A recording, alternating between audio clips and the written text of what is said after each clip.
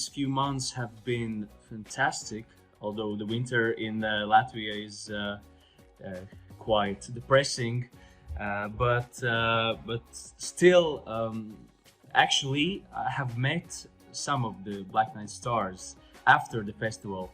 They came to Riga to visit me, and we had some great time. And I think this is the biggest gift from the festival are those new friendships and new colleagues as well, because we are thinking about doing something together in the near future. So that's something I'm really happy about. And also, I have 3 movies coming out during this month. So yeah, that's something. It's quite weird for an actor this moment that you've been working on something, and it's usually a year ago, or in this case even 2.5 years ago, and you don't even remember what did you do, and you haven't seen anything, and finally you have a chance, and it's exciting and scary at the same time.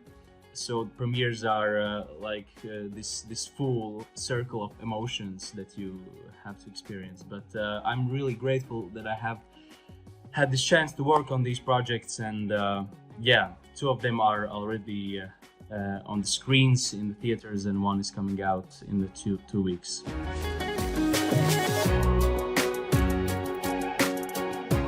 Those three projects are totally different.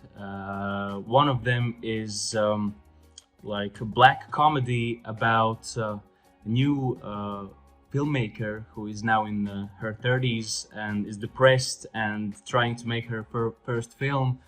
And it's a film about filmmaking, as well as a film about depression, and also this generation of 30-year-olds who are trying to make up their dreams. And that was a comedy that I had a chance to play in.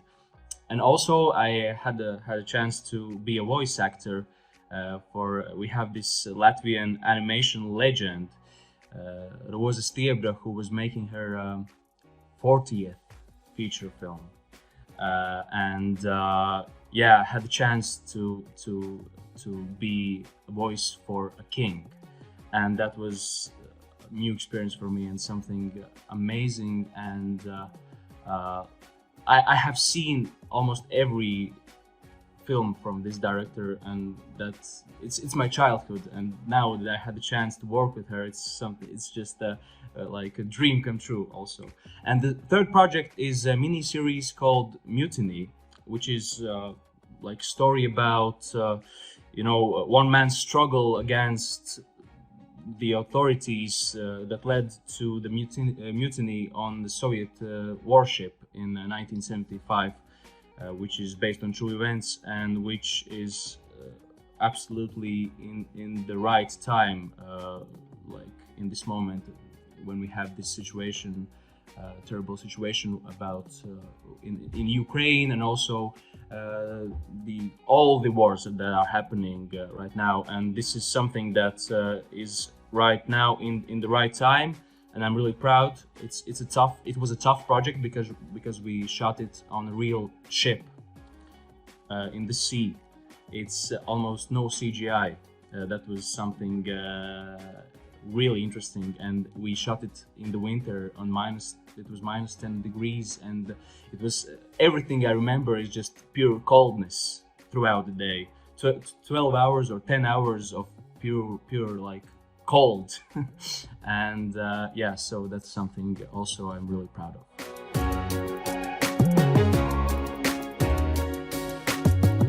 I think the first one was the mini series, the Mutiny. We shot it for half a year.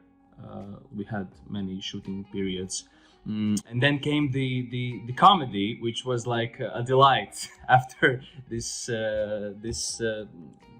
mini series, which are like really masculine and really dark, and also really there were many stunts and everything, and to do like a comedy which is more like the delightful, and there were many laughs on the set. I was playing this waiter who is really tired of his job and who really hates every customer he meets. That was delightful. And afterwards I had the chance to do this animation thing and to do the voice acting, which actually took almost as much time as shooting a movie, because you maybe there are many times where when you are working, for example, you have one line, you have one sentence you have to say, but you have to do precisely so the animation moves, like the mouth moves perfectly with the voice. And sometimes we worked on one line for 10 minutes, for maybe 30 minutes. It takes time, so you have to have patience, but it was fantastic. So those totally different projects, they came one after another, but I really loved how vastly different they were to do. So I think that's the magic of acting, that you have a chance to do so many different things.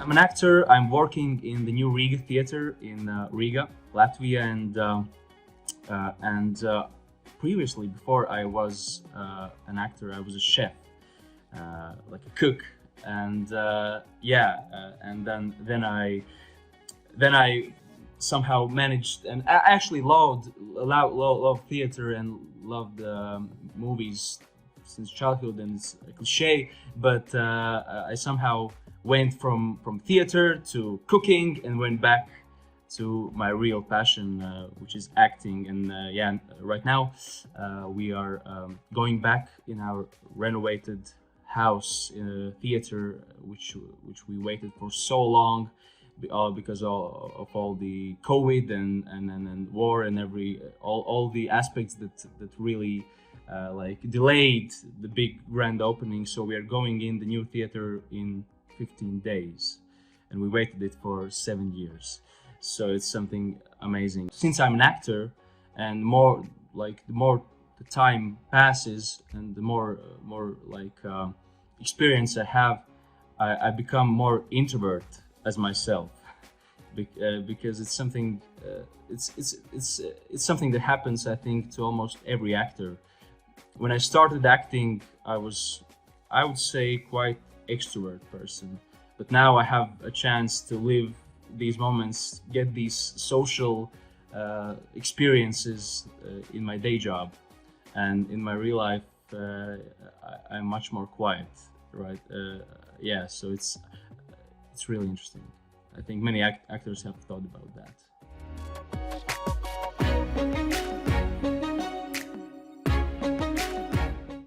I've done a movie where I speak Russian. It's about 90s in Latvia, when we just got out of Soviet Union, and I play the detective in this film, and I had to speak Russian, although I didn't know how to speak before the shooting.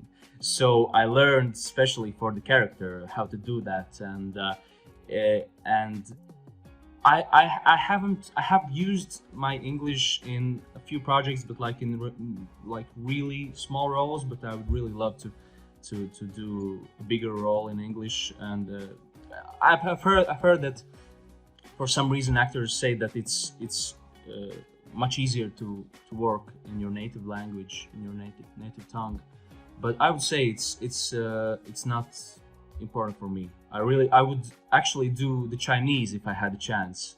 I would really love to try that, and I think for the acting, the language you speak that's not the most important thing. Of course, the inner life, the what he wants, what he thinks is the most important thing. So I would really love to do something in English or in German or any other language.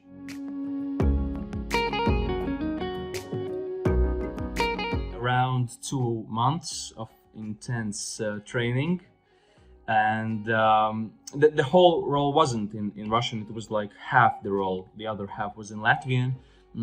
So that wasn't so hard, but we shot the scenes in the full length, and sometimes the scene was maybe 6 or 7 minutes long, and it was edited afterwards. But we had to shut like 10-page dialogue, and I had to be able to learn the whole dialogues and everything. So I had a chance to work with Ukrainian actor Oleksiy Gorbuno, who actually is really well known and actor, and he has been in several Oscar Academy Awards nominated films, and had the chance to meet him and work with him, and he was fantastic.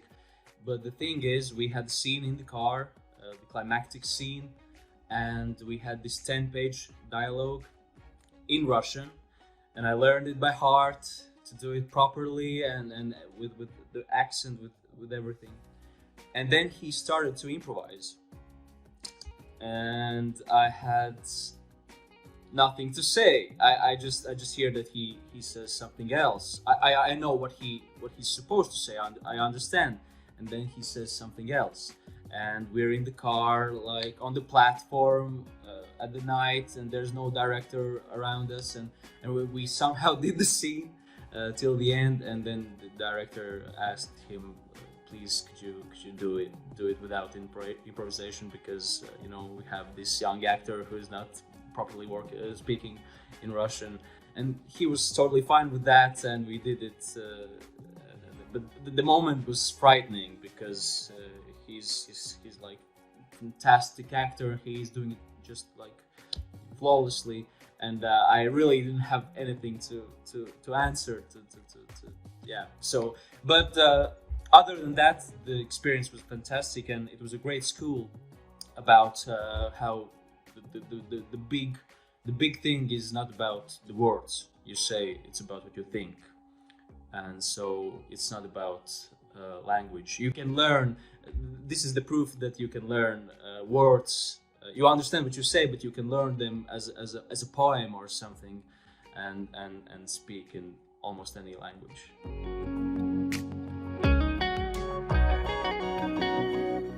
I think it's really, really important, not only like career-wise to be visible and online, but to understand that to not be maybe not to get the sense that you already know everything, that you perfect, and you can you're just floating around in your like amazing acting or something. It's really good to be visible, to be online, to do some online castings, and to understand that you can learn all your life, and there's many fishes in the sea, and it's really important to work on yourself, and to try to get some parts and get international, because of course, acting wise and money wise and everyone and fulfillment, everything is much more interesting if you have a chance to work in many different environments, cities, and meet totally many different people. So I think it's really important for any actor who's maybe is doing really well in his own country to try to go international.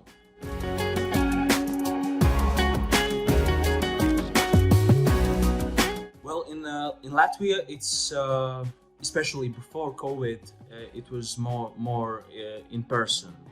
Directors and casting directors really love to meet you in person. Since COVID, things have changed for many reasons, as for everyone, and there are some self-tapes that I that I have done. But actually, it's interesting that in Latvia, it's much like the in-person castings are much like more popular, and like casting directors and directors love to do it on the spot, where you can feel the sense, get the energy of the actor.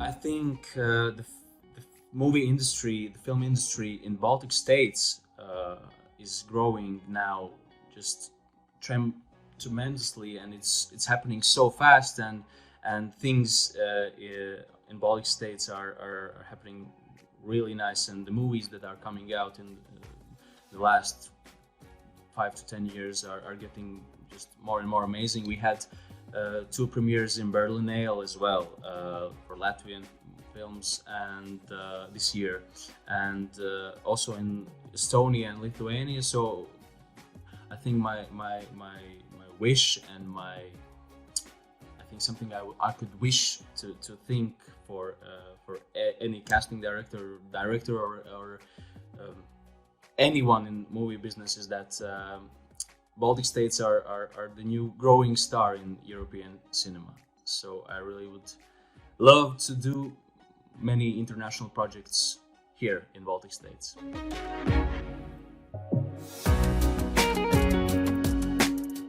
I really love challenges.